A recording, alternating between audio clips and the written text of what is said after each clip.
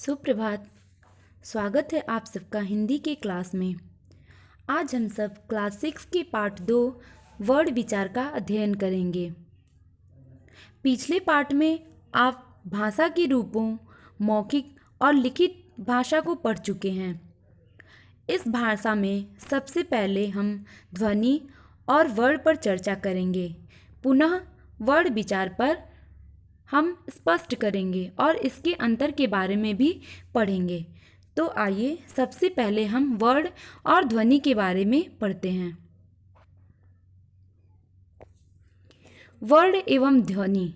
Word क्या होता है, ध्वनि क्या होता है और इन दोनों के बीच में क्या अंतर होता है, सबसे पहले हम आपको यह बताते हैं। वर्ड उस मूल ध्वनि को कहते हैं जिसके खंडन या टुकड़े नहीं किए जा सकते हैं। यह भाषा की सबसे छोटी इकाई है, अर्थात यह हम कह सकते हैं कि भाषा की सबसे छोटी इकाई वर्ड होती है, जैसे अ, ई, ख, ग, र इत्यादि। ये सभी वर्ण हैं, इनके खंडन नहीं किए जा सकते हैं।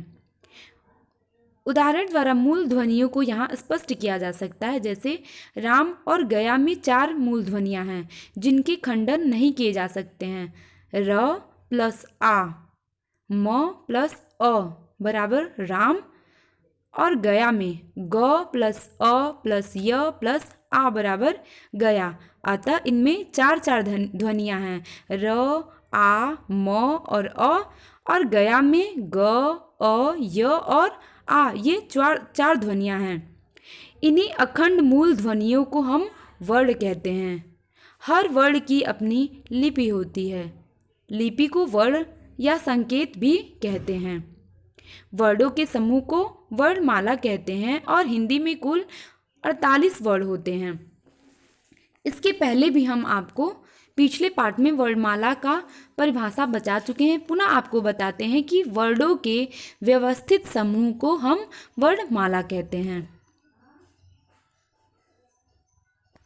अब आइए पाठ पर चर्चा करते हैं। पाठ 2 वर्ड विचार, ध्वनि तथा वर्ण। जैसा कि हमने आपको पहले भी बता चुका है कि हम इसके पहले पार्ट में मौखिक और लिखित भाषा के रूप में भाषा के बारे में पढ़ चुके हैं। आपको बताया गया था कि मौखिक भाषा का आधार मनुष्य के मुख से उच्चारित ध्वनियाँ होती हैं तथा लिखित भाषा में इन्हीं ध्वनियों के लिए कुछ चिन्ह बनाए जाते हैं जिन्हें लिपि चिन्ह या वर्ण कहते हैं। अतः यदि वर्ण किसी ध्वनि का लिखित रूप है तो ध्वनि उस वर्ण का उच्चारित रूप है। हर भाषा में ये ध्वनियाँ 2 तरह की होती हैं, एक स्वर और दूसरा व्यंजन। तो आप स्वर तथा व्यंजन के बारे में बताते हैं और इसके साथ ही हम आपको स्वर और व्यंजन के भेद भी बता देंगे। तो स्वर किसे कहते हैं? स्वर वे ध्वनियाँ हैं जिनके उच्चारण में वायु बिना किसी रुकावट के मुख से बाहर निकलती है, या ये भी कह सकते हैं कि जो स्वतंत्र रूप से बोला जाए उसे स्वर कहते हैं। स्वरों के उदाहरण हैं अ, आ, ई, उ आदि। ये सभी स्वर के उदाहरण हैं। क्यों? ये स्वतंत्र रूप से बोले जाते हैं। आप इन स्वरों को बोलकर देखिए, आपको पता चल जाएगा कि स्वरों के उच्चारण मुख में वायु बिना किसी रुकावट के बाहर निकलती है, जैसे अ, आ, ई, उ। जीभ ऊपर नीचे तो आ जा रही है, पर इतना ऊपर नहीं आती कि बाहर निकलने वाले वायु के रास्ते में रुकावट पैदा कर सके। अतः ये सभी स्वर हैं क्योंकि यह स्वतंत्र रूप से बोले जाते हैं। अब स्वर आपके पाठ में तो नहीं दिया, लेकिन हम आपको बता देते हैं कि स्वर के 3 भेद होते हैं। पहला होता है ह्रस्व स्वर, दूसरा दीर्घ स्वर और तीसरा होता है प्लुप्त स्वर। ह्रस्व, दीर्घ और प्लुप्त स्वर। ह्रस्व स्वर उसे कहते हैं जिसको बोलने में कम समय लगे, जैसे अ, ई, उ और री। इन सबों को 4 वर्णों को बोलने में हमें कम समय लग रहा, अतः ये ह्रस्व स्वर हैं। दीर्घ स्वर, दीर्घ स्वर उसे कहते हैं जिसको बोलने में ह्रस्व के अकॉर्डिंग 2 गुना समय लगे, जैसे आ, ऊ, ई, ए, ओ। इन सबों को बोलने में स्वर के अकॉर्डिंग हमें दुगुना समय देना पड़ रहा, इसीलिए ये दीर्घ स्वर हुए। इसके बाद से आते हैं प्लुप्त स्वर। प्लुप्त स्वर इन तीनों का 3 गुना होता है, दीर्घ का और ह्रस्व का, मतलब जिनको बोलने में 3 गुना समय लगे उसे क्या कहते हैं,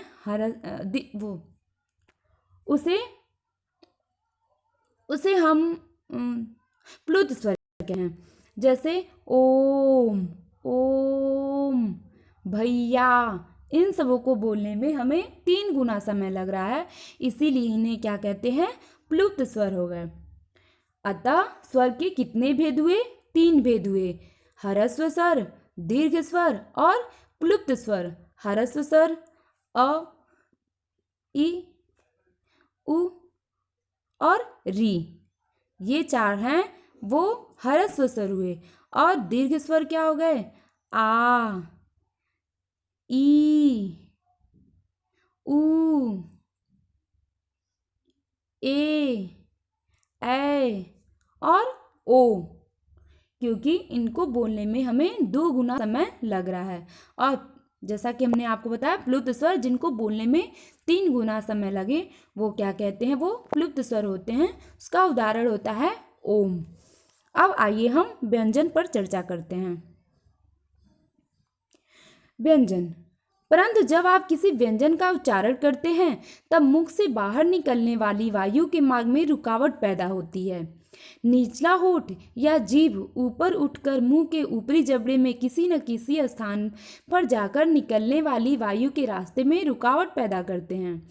उदाहरण के लिए आप प व्यंजन का उच्चारण करके देखिए, आपको पता चलेगा कि आपका निचला होठ ऊपर के होठों पर जाकर छूता है और इस तरह से मुख से बाहर निकलने वाली हवा के रास्ते में रुकावट पैदा होती है। कहने का तात्पर्य यह है कि वे ध्वनियाँ हैं, व्यंजन वे ध्वनियाँ हैं जिनके उच्चारण में मुख से बाहर निकलने वाली वायु के रास्ते में रुकावट या अवरोध पैदा कर सकता है। या तो हम दूसरे अर्थों में ये भी कह सकते हैं कि जो स्वतंत्र रूप से नहीं बोले जा सकते हैं, जिनको बोलने के लिए हमें स्वर की सहायता लेनी पड़ती है, उसे हम व्यंजन कहते हैं। इसके अलावा व्यंजन की एक विशेषता यह भी है कि जब भी व्यंजन का उच्चारण स्वतंत्र रूप में किया जाता है, हमेशा किसी न किसी स्वर की सहायता से ही होता है। मतलब व्यंजन को अगर हम बोलते हैं तो उसके लिए हमें किसी न किसी स्वर की सहायता लेनी पड़ती है। जैसे हम ख का अगर हम उच्चारण करते हैं ख, तो उसके साथ क्या रहा, अ, और अ क्या है, स्वर है, से हम कह सकते हैं कि ख क्या है, व्यंजन है। तो जब हम ख का उच्चारण कर रहे हैं तो उसके साथ क्या रहा, उसके साथ हमें अ की सहायता लेनी पड़ रही है। तो हम यह कह सकते हैं कि जिनका उच्चारण हम मुख से बाहर निकलने वायु के रास्ते में रुकावट पैदा होता है या जो स्वतंत्र रूप से नहीं बोले जा सकते हैं, उनके लिए हमें स्वरों की सहायता लेनी पड़ती है, उसे हम व्यंजन कहते हैं। अब व्यंजन के भेद होते हैं संयुक्त व्यंजन, स्पर्श व्यंजन और अंतस्थ वर्ड होते हैं। संयुक्त व्यंजन अभी आप आगे पढ़ेंगे। संयुक्त व्यंजन होता है छ, त्र, ज्ञ और श्र। स्पर्श व्यंजन आपने सुना होगा कि क वर्ग होता है, च वर्ग होता है, ट वर्ग, प वर्ग, ये जो 5 वर्ग होते हैं उन्हीं को क्या कहते हैं, या स्पर्श व्यंजन कहते हैं। और ये कितने हुए, 5 वर्ग होते हैं जिसमें सब में 5-5 वर्ड आते हैं, तो कुल मिलाकर के ये 25 हुए। अतः स्पर्श व्यंजन में वर्डों की संख्या होती है 25। इसके बाद आता है अंतस्थ होता है य, र, लव और ऊष्म वर्ण, यह भी व्यंजन का भेद है। ऊष्म वर्ण, उसमें वर्ण होता है श श श ह। उसमें वर्ण उसे कहते हैं जिसको बोलने से हमें उष्मा उष्मा से ही पता चला, उष्मा निकलती है। जैसे श का जब हम उच्चारण करते हैं तो हमारे मुंह से उष्मा निकलती है, इसीलिए इन वर्णों को क्या कहा गया है, उष्म वर्ण। और ये वर्ड हैं श श स ह। आगे वर्णमाला। फिर से आपको बता दें कि वर्णों के समूह को वर्णमाला कहते हैं। वर्ण के विषय में आपको पिछले अध्याय में बता ही चुका है। भाषा की ध्वनियों, स्वर तथा व्यंजन के लिए बनाए गए लिखित चिन्ह वर्ण कहलाते हैं। अतः ध्यान रखिए, वर्ण स्वयं में ध्वनि नहीं है, बल्कि किसी ध्वनि के लिए बनाया गया लिखित चिन्ह। इस तरह से हम हर लिपि में तरह के दो वर्ण होते हैं, स्वर वर्ण और व्यंजन वर्ण होते हैं। लिखित चिन्हों या वर्णों के व्यवस्थित समूह को वर्णमाला कहते हैं। हिंदी की वर्णमाला कौन कौन से हैं? स्वर वर्ण में क्या आते हैं? अ, आ, ई, उ, री, ए, ओ और औ। अनुस्वार क्या होता है? अंग। विसर्ग अह। आगत स्वर आ। अनुनासिक अ, आ, ई, ऊ, ए, ओ, औ। और व्यंजन वर्ण होते हैं क वर्ग, च वर्ग, ट वर्ग, त वर्ग और प वर्ग होते हैं, जिसमें सब में 5-5 वर्ड आते हैं। क वर्ग में क ख ग घ अंग, च वर्ग में च छ ज झ इं, ट वर्ग में ट ठ ड ढ अड़ और ढ, त वर्ग में त थ द ध न, प वर्ग में प फ ब भ म, य र ल व श श ह। जो आपको हमने बताया है कि ये जो श श ह दिया है वो उसमें वर्ण है, और जो ऊपर दिया है य र ल व वो क्या होते हैं? अंतस्थ वर्ण। आगत व्यंजन ज और फ। आगत मतलब होता है कि दूसरी भाषाओं से लिया गया वर्ड, और हिंदी भाषा में जो आ गया, जिन्हें हिंदी भाषा में लिया गया, वो होते हैं ज और फ। मात्रा चिन्ह। इसके बाद से हम मात्रा चिन्हों का ज्ञान प्राप्त करेंगे। आप जानते हैं कि संसार की हर भाषा में जब भी व्यंजनों का उच्चारण किया जाता है तब हमेशा स्वरों के साथ मिलाकर ही किया जाता है, परंतु जहाँ तक लिखने की बात है, हिंदी को छोड़कर सभी भाषाओं में स्वरों तथा व्यंजनों को अलग अलग करके ही लिखा जाता है। उदाहरण के लिए अंग्रेजी में सिट SIT शब्द के सी का उच्चारण हमेशा व्यंजन स तथा स्वर ई को मिलाकर ही किया जाता है, पर जब हम लिखते हैं तो एस को अलग तथा आई को अलग लिखते हैं। पर हिंदी की स्थिति भिन्न है, हिंदी की जो स्थिति है वो अलग है। हिंदी की लेखन व्यवस्था इतनी अधिक वैज्ञानिक है कि इसमें जिस तरह व्यंजन और स्वर को मिलाकर बोलते हैं, वैसे ही व्यंजन और स्वर को मिलाकर लिखते भी हैं। मतलब जैसे हम बोलते हैं वैसे ही लिखते हैं, यह हमारी हिंदी भाषा की विशेषता है। हम यदि कि क प्लस ई बोलते हैं तो लिखते भी हैं। अगर हम की को क पर ई छोटी की मात्रा की को क प्लस ई बोलते हैं तो वही लिखते भी हैं। यही हमारी हिंदी भाषा की विशेषता है कि जो हम बोलते हैं वही लिखते हैं। इसलिए हमारी वर्णमाला में स्वर ध्वनियों के लिए 2 तरह के वर्ण बनाए गए हैं। स्वतंत्र रूप से उच्चारित स्वरों के लिए अलग वर्ण तथा व्यंजन के साथ मिलाकर बोले जाने वाले स्वरों के लिए अलग वर्ण। व्यंजनों के साथ मिलाकर लिखे जाने वाले स्वर वर्णों को मात्रा चिन्ह कहा जाता है। जो व्यंजनों के साथ मिला करके लिखे जाते हैं उन्हें क्या कहते हैं? स्वर वर्णों की मात्रा कहा जाता है। आगे दिया भी है अ और आ का चिन्ह दिया है। ई और ई का चिन्ह क्या होता है? उ और ऊ का चिन्ह क्या होता है? री का। ए और ए का क्या होता है? ओ और औ का क्या होता है? चिन्ह। मात्राएं क्या होती हैं आप सामने देख सकते हैं। चूंकि अस्वर हिंदी के प्रत्येक व्यंजन वर्ण में मिला हुआ है, अतः अस्वर को मिलाकर लिखे जाने वाला वर्ण नहीं बनाया गया। मात्रा चिन्हों को व्यंजनों के साथ कहाँ तथा कैसे मिलाया जाता है, इससे संबंधित नियमों को आप छोटी कक्षाओं में सीख गए होंगे। अतः यदि आपको किसी शब्द में स्वर का उच्चारण स्वतंत्र रूप में करना है तो आप उसे सेट ए के स्वर वर्डों को लिखेंगे। अभी आप पहले भी देख चुके हैं। यदि व्यंजन के साथ मिलाकर करना है तो सेट 2 के स्वर वर्ड के साथ, जैसे अमर, आग, इत्र, ईख, उधार, ऊन, ऋषि, एक, ऐनक, ओस, औरत आदि सेट 1 के वर्ड हैं, तथा पल, पान, पिन आदि जो हैं ये सेट 2 के वर्डों के साथ मिलाकर के लिखे जाने वाले वर्ड हैं। महत्वपूर्ण ध्वनियाँ और उसके वर्ड। महत्वपूर्ण ध्वनियाँ इसके अलावा कौन कौन सी है और उनके वर्ड क्या क्या हैं, इसके बारे में अब हम पढ़ेंगे। री स्वर, जो री है वो स्वर है, स्वर था या फिर अब वो स्वर नहीं है, इसके बारे में हम पढ़ेंगे। यह पहले भी बताया जा चुका है कि संस्कृत में री एक स्वर था। जो संस्कृत में पहले री का उच्चारण होता था वह स्वर के रूप में पहले होता था। अन्य स्वरों की तरह ही इसके उच्चारण में भी वायु बिना किसी रुकावट के मुख से बाहर निकलती थी। हिंदी तक आते आते स्वर के रूप में इसका उच्चारण समाप्त हो गया है। हिंदी भाषा भाषी इसका उच्चारण व्यंजन र स्वर ई री के रूप में करने लगे हैं। इस तरह हिंदी में रिक्त तथा ऋचा शब्दों की पहली ध्वनि के उच्चारण में कोई अंतर नहीं रह गया है। पर संस्कृत में री स्वर वाले जो शब्द हिंदी में आ गए हैं उनका लेखन आज भी संस्कृत की ही भांति री वर्ड से ही किया जाता है, जैसे ऋतु, ऋषि, मृग, दृश्य आदि। इन सभी का उच्चारण जो किया जाता है वह री के समान ही किया जाता है। अनुनासिक और अनुनासिक पढ़ेंगे हम सब। अनुस्वार और अनुनासिक।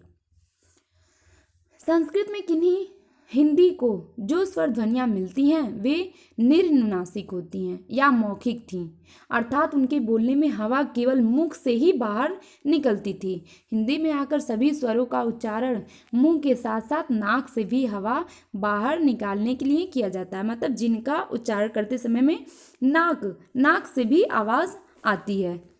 इस तरह हिंदी में 2 तरह के स्वर हो गए, निर्नुनासिक स्वर तथा नासिकीकृत स्वर। नासिककृत स्वरों को ही अनुनासिक कहा जाता है, अर्थात जो नासिककृत हैं इन्हीं स्वरों को क्या कहता है, अनुनासिक कहा जाता है। अनुनासिक शब्द की जो रचना हुई है वो 2 शब्दों से मिलकर के हुई है, एक अनु और दूसरा नासिक।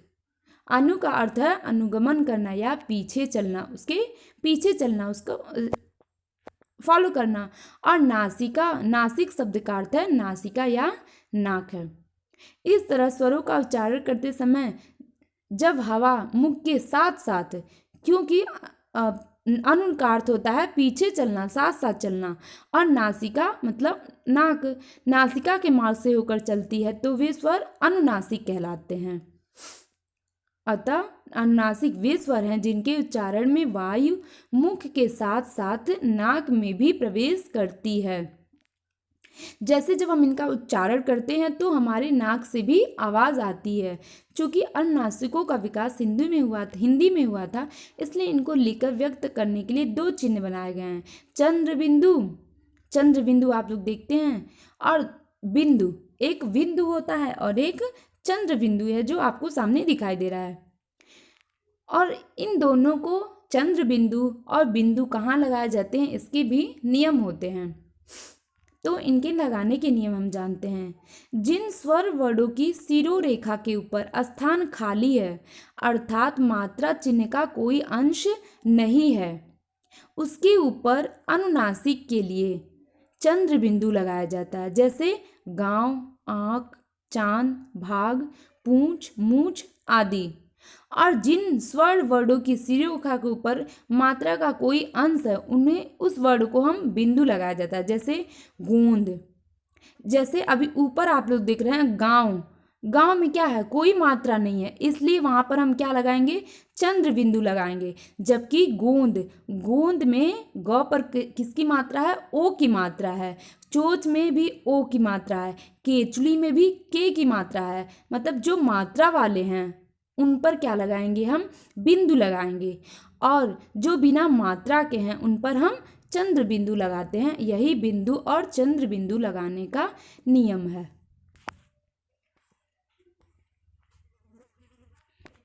अनुस्वार। यदि यदि अनुनासिक एक नासिकीकृत स्वर है तो अनुस्वार एक नासिक व्यंजन है।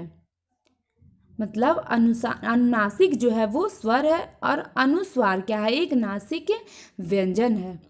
इसके लिए भी बिंदु चिन्ह बनाया गया है। वर्णमाला में इसे अ स्वर के ऊपर बिंदु लगाकर अंक के रूप में दिखाया जाता है, लेकिन यह व्यंजन अन्य व्यंजनों की तरह स्वतंत्र रूप में उच्चारित नहीं होता। इसका उच्चारण इस बात पर निर्भर करता है कि शब्द में यह कहाँ आ रहा है। यह शब्द में दो स्थानों पर आ सकता है। पहला तो शब्द के अंत में आता है और दूसरा शब्द के बीच में आता है। तो अब हम जानेंगे कि जब शब्द के अंत में आता है और बीच में आता है तो इसे क्या उच्चारित किया जाता है, कैसे पढ़ा जाता है। जब भी अनुस्वार शब्द के अंत में आता है तो हमेशा म के रूप में उच्चारित किया जाता है। जैसे स्वयं, ये क्या यहाँ पर बीच में आया है, इसलिए म के रूप में उच्चारित होगा। अहम, अहम, ये सॉरी, अगर अंत में आता है तो जैसे मौ सब में देखेंगे कि अंत में आया, इसलिए यह क्या होता है, मौ के रूप में उच्चारित होता है। और दूसरा है शब्द के बीच में। अगर बीच में के रूप में आता है तो कैसे इसको उच्चारित करते हैं, कैसा उसका उच्चारण करते हैं। शब्द के बीच में अनुस्वार जिस व्यंजन के पहले आता है उसी व्यंजन के वर्ग के नासिक के रूप में इसका उच्चारण किया जाता है। जैसे क वर्ग के समस्त व्यंजनों के इसका उच्चारण अंग के रूप में, च वर्ग के पहले ज के रूप में, ट वर्ग के व्यंजनों के पहले ड़ के रूप में तथा त वर्गों के लिए न के रूप में और प वर्गों के लिए म के रूप में प्रयोग किया जाता है। मतलब जैसे क वर्ग है, अगर क वर्ण के बीच में आता है तो इसके लिए अंग, क ख ग घ अंग। च में आता है तो च छ ज झ इय। ट में आता है तो ट ठ ड ढ अड़, मतलब अड़ के रूप में। और अगर त के रूप में आता है तो त थ द ध न। और प वर्ग में आता है तो प फ ब भ म के रूप में उच्चारित इसको किया जाता है। देखिए नीचे उदाहरण भी दिया है, जैसे गंगा, गंगा, चंचल, बाकी सब भी दिया है। मानक वर्तनी के नियमों के अनुसार अनुस्वार का लेखन बिंदु लगाकर करना चाहिए, उसके वर्ड से नहीं। अतः ध्यान में रखिए, गंगा, चंचल, पंडित, हिंदी, चंपा मानक नहीं है। इनके मानक रूप में है गंगा, चंचल, पंडित, हिंदी तथा चंपा। मतलब इनको बीच में हम नहीं लगा सकते हैं, ऊपर ही इसको बिंदु के रूप में दर्शाया जाता है। विसर्ग। हिंदी की वर्णमाला में विसर्ग को भी अ स्वर के साथ अह के रूप में लिखकर दिखाया जाता है। संस्कृत में ह का उच्चारण दो तरह से होता था। एक तरह से के उच्चारण के लिए ह चिन्ह बनाया गया था और दूसरे के लिए विसर्ग। तो हिंदी में विसर्ग का उच्चारण समाप्त हो चुका है। इसे भी हम लोग ह के रूप में ही बोलते हैं, पर विसर्ग युक्त संस्कृत में जो शब्द हिंदी में आ गए उनका लेखन संस्कृत की भाषा की तरह विसर्ग लगाकर किया जाता है। जैसे प्रायः, ह आ रहा उच्चारण, लेकिन अब हम क्या कहते हैं, उसकी जगह पर विसर्ग लगा देते हैं। प्रातः, ह आ रहा है इसमें, लेकिन ह न लगा करके प्रात लिखेंगे और उसके आगे विसर्ग लगा देंगे। आगे भी दिया है गति आदि, पर इन्हीं उच्चारण के स्तर पर प्रातः सुबह की अंतिम व्यंजन की ध्वनि के में कोई अंतर नहीं रह जाता है। आगत ध्वनियाँ और उनके वर्ण, जैसे अभी हम आपको बताएं कि आगत ध्वनियाँ कौन कौन सी हैं हिंदी में, ज और फ हैं। अब इनका हम प्रयोग देखेंगे और ये कौन कौन से हैं फिर से जानेंगे। आगत शब्द का अर्थ होता है आई हुई, अर्थात आगत ध्वनियाँ वे ध्वनियाँ हों जो हिंदी में अन्य भाषाओं से आ गई हों, जिन्हें हम हिंदी में किन्हीं और भाषाओं से लिया गया है, उनको क्या कहते हैं, आगत ध्वनियाँ कहते हैं। जैसे अरबी, फारसी, तुर्की, अंग्रेजी आदि के शब्द आ जाने के कारण आ गई हैं। इनमें स्वर तथा व्यंजन दोनों ही प्रकार की ध्वनियाँ होती हैं। ये जो ध्वनियाँ आई रहती हैं वो स्वर भी होती हैं और व्यंजन भी होती हैं। चूंकि ये ध्वनियाँ पहले से ही हिंदी में नहीं थीं, पहले से हिंदी में नहीं गई थी, ये लाई गई हैं और इन्हें अरबी, फारसी और तुर्की आदि भाषाओं के शब्द में आ जाने के कारण ही इन्हें लाया गया। अतः इनके लिए नए वर्ड भी बना लिए गए हैं। ये वर्ड क्या है? आगत स्वर, जैसे आ, जैसे पा, पा, pocket, doctor, coffee, order, office आदि। और आगत व्यंजन कौन से कहते हैं? ज और फ।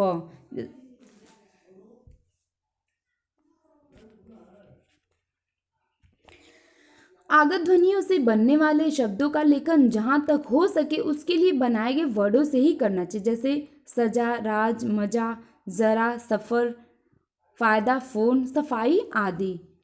जैसे माता आपको आ ज फ ये होता है ज, तो उसके नीचे जो जैसे यहाँ पे लिखा है स, फिर नीचे लिखा है बिंदु लिखा है, फिर फ और फिर र लिखा गया है। हिंदी की वर्तनी या लेखन व्यवस्था। हिंदी की वर्तनी प्रमुख विशेषताएं इस प्रकार हैं।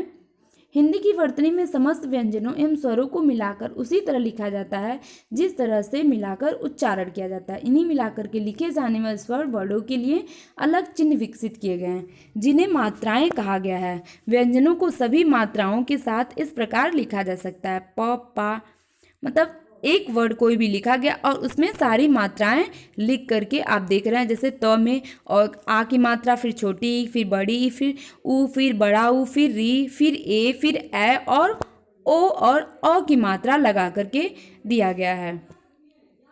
संयुक्त व्यंजन। संयुक्त व्यंजन अभी हम आपको बताएं कि छ, त्र, ज्ञ और श्र होते हैं। और ये कैसे बनते हैं? जैसे छ किस किस से मिलकर के छ बना है, त्र किससे मिलकर बना है?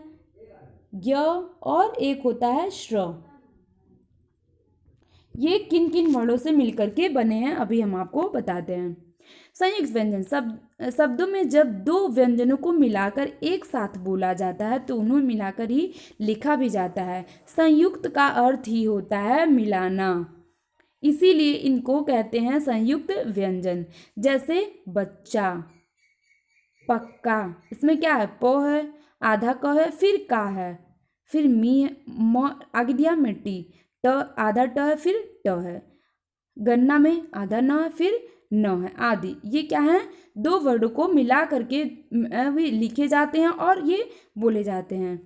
संयुक्त व्यंजनों को मिलाकर लिखे जाने के नियम व्यंजनों की वर्डों की आकृति को ध्यान में रखकर बनाए गए हैं, जो इस प्रकार हैं।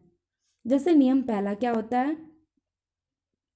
जिन व्यंजन वर्डों के मध्य में पूरी खड़ी पाई की जाती है उनको अन्य व्यंजनों के साथ मिलाने पर खड़ी पाई के बाद आने वाले अंश को सीधी छोटी रेखा में कर दिया जाता है और अगले वर्ड के साथ मिलाकर रख दिया। जैसे आधा क दिया है, व और फ आगे दिया है क्या, वाक्य, मतलब जिसमें आधा अक्षर आए।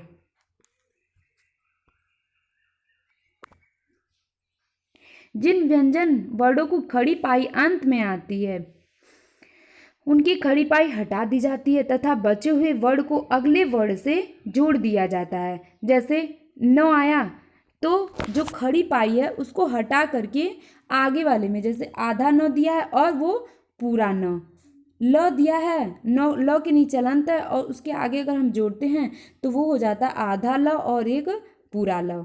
जैसे उदाहरण में दिया दिल्ली, त्याग, तपस्या, पत्ता, रास्ता, दिव्य आदि। तीसरा नियम है गोलाकार व्यंजन वर्डों को अन्य व्यंजनों के साथ मिलाकर लिखते समय गोलाकार व्यंजन वर्डों के लिए नीचे हलंत लिखा जाता है। जैसे अ आधा ड, फिर डा, ग द दा, गद्दा, मिट्टी, विद्या, चिन्ह, ब्रह्म इत्यादि। जो गोलाकार व्यंजन वर्ड होते हैं जैसे छ, ट, ठ, ड़, ढ, द तथा ह के साथ इनको क्या किया जाता है? हलंत के साथ लिखा जाता है। नीचे हलंत लगा करके इन्हें लिखा जाता है। अब पढ़ेंगे र व्यंजन के संयुक्त रूप। जो र व्यंजन है उसका संयुक्त रूप क्या क्या है? र व्यंजन को लिखकर व्यक्त करने के लिए तीन चिन्ह या वर्ड बनाए गए हैं। जैसे र तथा, आप देख रहे हैं जो सामने चिन्ह लगा, तीन भिन्न भिन्न स्थितियों के लिए हैं। ये तीन स्थितियां इस प्रकार हैं।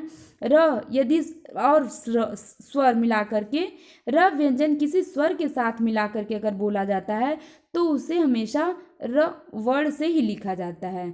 जैसे राजा, र प्लस आ, फिर ज लिखेंगे और उसके बाद से आ। ऐसे ही रुपया और रोग और ऐत का भी है।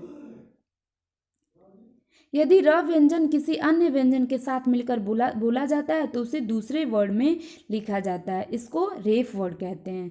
यदि हमेशा उस व्यंजन की शीरो रेखा के साथ ऊपर लगा होता है जिस व्यंजन के साथ र मिलाकर बोला जाता है, जैसे धर्म, पहले ध लिखा, फिर ध के बाद से क्या आता है अ, फिर म, र आता है। र जो म के ऊपर दिया गया वो र हुआ।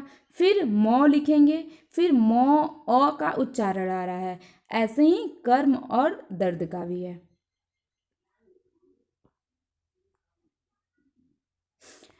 व्यंजन प्लस र, यदि कोई व्यंजन र के साथ मिलाकर बोला जाता है तो र ध्वनि को तीसरे वर्ड में लिखा जाता है। इसे खड़ी पाई, व्यंजनों की खड़ी पाई के निचले भाग तक हुक की तरह लगाया जाता है। जैसे गोलाकार व्यंजनों के हलंत के साथ इसे जोड़ दिया जाता है। खड़ी पाई वाले व्यंजन कौन कौन से हैं? खड़ी पाई वाला व्यंजन श प्लस र है, और गोलाकार व्यंजन है द ल प्लस र। जैसे राष्ट्र, नीचे जब लगाया जाता है र, ट्रक, ट्रेन, ड्रम और ड्रिंक, ये सब क्या है? नीचे लगाने जाने वाले हलंत है और इनके साथ र जोड़ दिया जाता है। अब आएंगे संयुक्त व्यंजन। तो संयुक्त व्यंजन है छ, त्र तथा ज्ञ। छ वर्ण जो है वो क और श से मिलकर बना है। क और श से मिलकर बना होता है। त्र जो है वो त और र से मिलकर बना होता है। ज्ञ जो है वो ज और इ से, ज का जो निर्माण होता है वो ज और इ से होता है। पुनः आपको हम बता दें, जो छ है वो क और श से मिलकर बना होता है। त्र जो है वो त और र से, ज्ञ जो है वो ज और इ से मिलकर के बना होता है।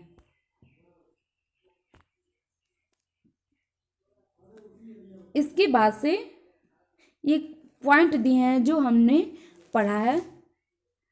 पहला है, एक बार हम आपको पुनः पढ़ करके बता देते हैं।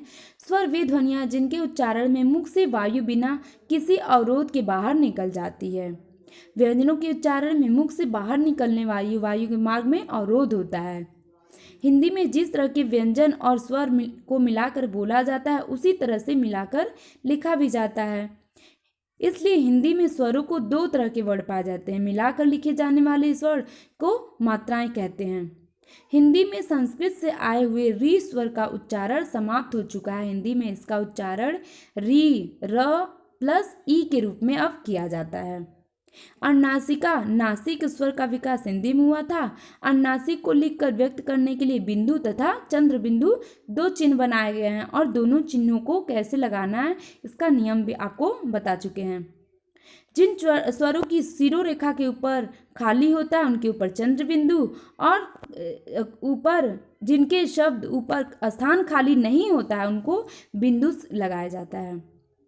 शब्द के मध्य अनुस्वार तथा उच्चारण आगे के लिए व्यंजन के लिए वर और नासिक रूप में प्रयोग किया जाता है। अनुस्वार तथा अनुनासिक में अंतर यही है। इन दोनों में, अनुस्वार में और अनुनासिक में क्या अंतर है कि अनुनासिक यदि एक नासिक स्वर है तो अनुस्वार एक नासिक व्यंजन है।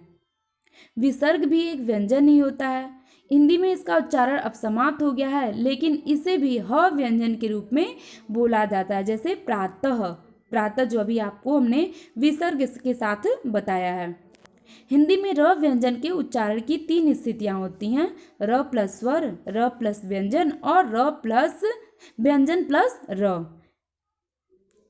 शब्द की रचना जिन वर्णों से हुई है उन वर्णों को अलग अलग करना वर्ण विच्छेद कहलाता है, क्योंकि वर्ण का विच्छेद होता है। विच्छेद मतलब अलग अलग करना। अब हम एक बार पाठ अभ्यास की को भी देख लेते हैं। वर्णमाला में मात्रा चिन्ह क्यों बनाए गए हैं, ये आप पढ़ ही चुके हैं। अंतर स्पष्ट करना आपको ध्वनि तथा वर्ण में, जो हम आपको सबसे पहले बता चुके हैं। स्वर तथा व्यंजन वही हैं जो स्वतंत्र रूप से बोले जाते हैं, वो स्वर होते हैं, और जिनकी सहायता के लिए हमें स्वरों की सहायता लेनी पड़ती है वो व्यंजन होते हैं। गलत सही। हिंदी में री का उच्चारण स्वर के रूप में होता है, गलत है। और नासिका एक नासिक व्यंजन है, ये भी गलत है। रेफ र ध्वनिका का एक लिखित चिन्ह है, सही है। शब्दांत मतलब शब्द के अंत में अनुस्वार का उच्चारण म के रूप में होता है, सही है। छ वर्ण की रचना क और स से मिलकर हुई है, सही है। ग की रचना ग प्लस य के मिल से हुई है, गलत है, क्योंकि ग की रचना जो हुई है वो ज और य से हुई है। रिक्त स्थानों की पूर्ति करना है। पहला में दिया है अरबी भाषी और आदि भाषाओं की जानने के लिए ध्वनियों को क्या कहते हैं, आगत ध्वनियाँ कहते हैं। अंग्रेजी शब्द सिक्स के लिए सही शब्द है छह, दूसरा जो है। त वर्ग की ध्वनियों के लिए अनुस्वार का उच्चारण क्या होता है, न, त थ द ध न। अनुस्वार एक नासिक व्यंजन है और अनुनासिक क्या है, एक स्वर है। संस्कृत में री का उच्चारण एक स्वर के रूप में किया जाता था। अब शब्दों को नीचे दिया गया है वो शुद्ध रूप लिखना, जैसे आयु, नमस्कार कैसे लिखा गया आप सामने देख रहे हैं। प्रश्न 6, दिए गए संयुक्त व्यंजनों से उदाहरण के अनुसार दो दो शब्द आपको लिखना है। जैसे र प्लस थ से विद्यार्थी हो जाएगा, स्वार्थी हो जाएगा। ख य से संख्या, ख्याल। क और य से क्यारी, क्या। त और ट से मतलब जो दोबारा पुनः रिपीट किया गया, जैसे ट और ट, तो मिट्टी, क्योंकि आप देख रहे हैं यहाँ पे ट है फिर ट है, पट्टी में भी ट है फिर ट है। प और र में जैसे प्रकाश, प्रमाद, यहाँ पर भी प दिया है फिर प के नीचे क्या लगाया गया, र लगाया गया है। इसी प्रकार से ये सामने आपको दिख रहे हैं दो दो संयुक्त व्यंजनों से बना दो शब्द। इसी के साथ पाठ की समाप्ति होती है। धन्यवाद।